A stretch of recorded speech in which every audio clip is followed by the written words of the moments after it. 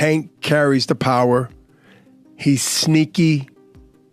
Explosive. Yeah. Sets traps, and he's got ridiculous one-punch knockout power, too. He's just such an interesting fighter because his style is so different from everybody else. He's so conservative in the early rounds, throws so few punches, and he lets you work. He lets you work, and you're backing up, and you're always afraid of that power, and he's just moving in, trying to find that opening where he just gets in there on you.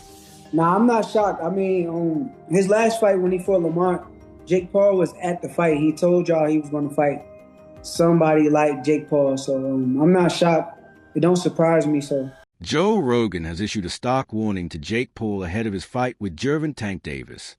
On his recent podcast, Rogan cautioned the YouTuber-turned-boxer that facing a proven knockout artist like Davis is a completely different world compared to the opponents Paul has fought so far. While Rogan acknowledged Jake's dedication to improving his boxing skills, he warned that Tank's speed, power, and ring IQ could quickly expose Paul's weaknesses. Gervonta fan. I think that guy's so unusual. Yeah. His style's so unusual, and it's like patience. Yes.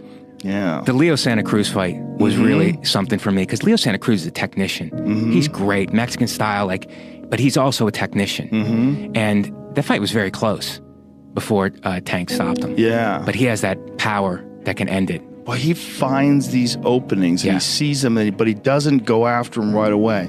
He waits for the right time. He's so patient. Right. Like when you watch the early rounds of his fights, he's like at a world champions that are competing today at the highest level. He probably has the lowest punch count in the early rounds. Yeah. Because he just wait, but he also knows he's got that nuclear option that if he can fucking crack you, most likely he's going to take you out. He's got massive confidence in that. I like watching someone who's exceptional at it. Where it's just like the technique is so dialed in.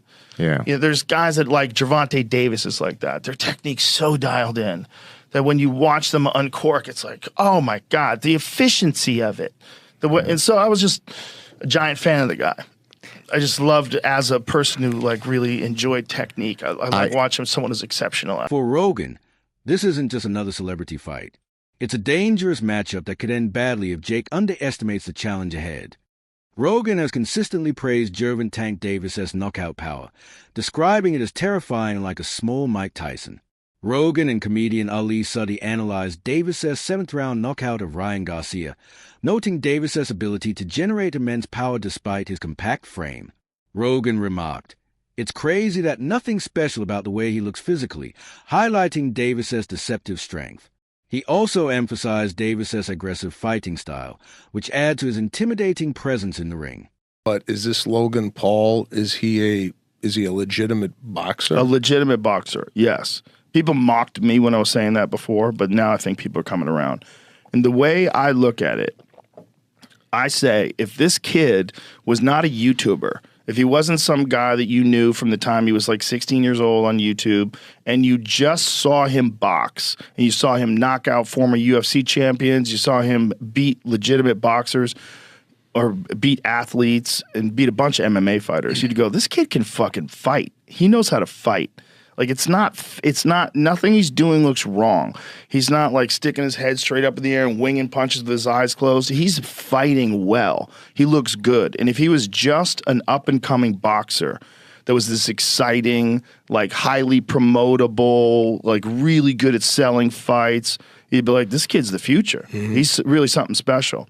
If Jake Paul wasn't Jake Paul, if he wasn't this YouTube guy, he was just a boxer, and you see a boxer knock out the former UFC welterweight champion, not just the former, but one of the best ever, knock him out with one punch like that, like, oh man, have you seen this Jake Paul dude coming up? He's fucking for real. Because nothing about watching him fight, to me, screams like he's in over his head. Nothing. He looks like a real boxer. It's just like the technique is so dialed in. Yeah, there's guys that like Gervonta Davis is like that. Their technique's so dialed in that when you watch them uncork, it's like, oh my God, the efficiency of it away. And so I was just a giant fan of the guy I just loved as a person who like really enjoyed technique.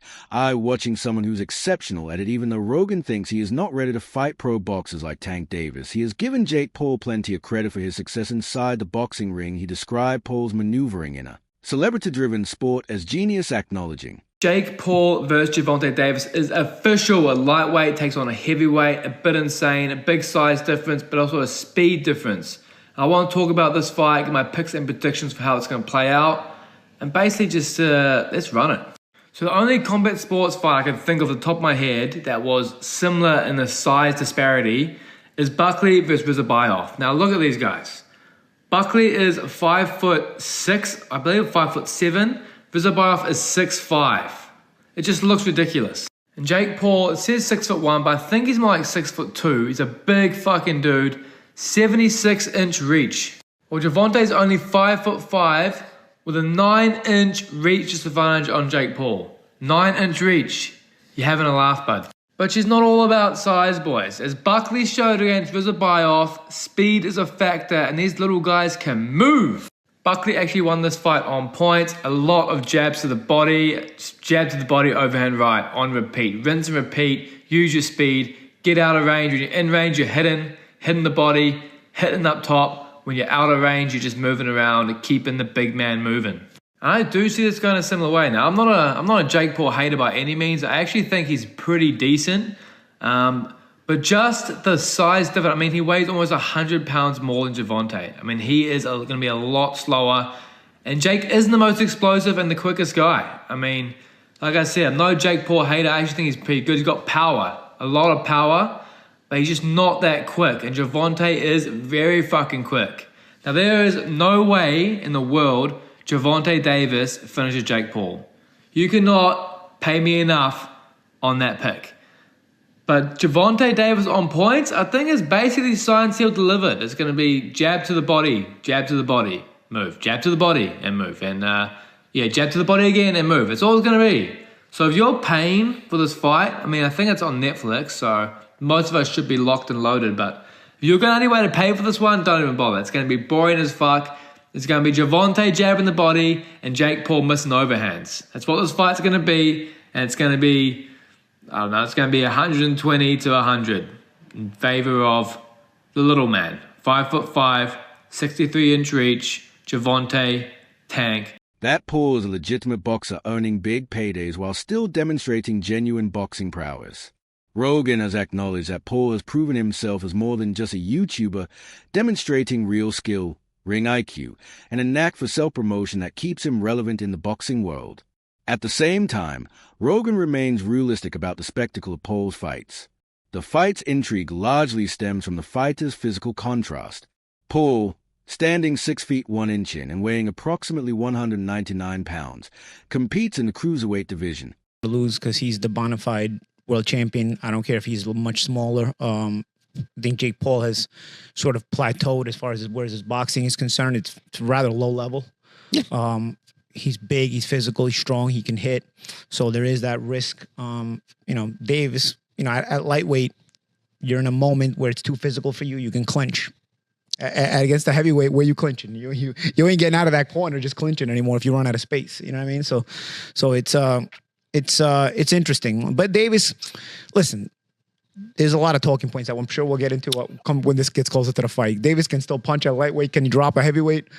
There's a lot to gain there, right? If Davis knocks... The answer is yes. If Davis drops Jake on his ass, as much as Davis is the one with more to lose, it's still a highlight moment. A visual that will stay forever. Yeah. But if you get dropped, even if you're smaller, you're still a world champion, multiple weight classes. If you get dropped, what's the look? What's the feel? On the inside, as boxers, me and Chris Algieri, the champ, even you, Jimmy, you have fight experience, so we know that the risk is a big guy that big hits you. You're probably going down if you're a small guy if he hits you clean. So we know the risk, but how does it look to the public eye who don't understand that? You know what I mean? The public. So there is a lot to lose, though. There's a bit to gain. I wouldn't necessarily have an issue with this had Davis's career arc been one that benefited boxing. Davis was manufactured and put into a position where he's supposed to benefit boxing. And I don't think he has. I think he's hurt boxing. So by giving him this reward, that's my problem. Why are we watching this? Why don't you make him earn his spot that he still hasn't earned, mind you? All right, so it looks like it's official that Jake Paul is going to be fighting Tank Davis. So pretty crazy considering Jake Paul is 6'1", 220 walking around, and Tank Davis is 5'5", and I think he's 140 walking around. So we're talking about 80-pound weight difference and then 8 inches of height. You know, everyone's been telling Jake Paul that he needs to fight real fighters in their prime.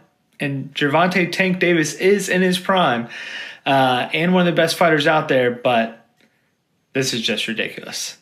In contrast, Davis, who stands at 5 feet 5.5 inches and typically weighs around 135 pounds, is a WBA lightweight champion. This 60-pound weight difference has raised questions about the fairness and safety of the matchup. Despite the concerns, both fighters have agreed to the exhibition, with Paul reportedly agreeing to drop to 195 pounds to make the fight more competitive. For Davis, the risks are reputational rather than physical. A loss to Paul, who has a 12-1 record and is less experienced in professional boxing, could tarnish Davis' standing among boxing purists and fans. Conversely, Paul stands to gain significant exposure and credibility by defeating an undefeated champion like Davis. Not everyone is convinced this fight belongs in professional boxing. Critics, including fellow boxer Ryan Garcia, have expressed skepticism about the legitimacy of the matchup, likening it to a scripted wrestling event rather than a legitimate boxing contest.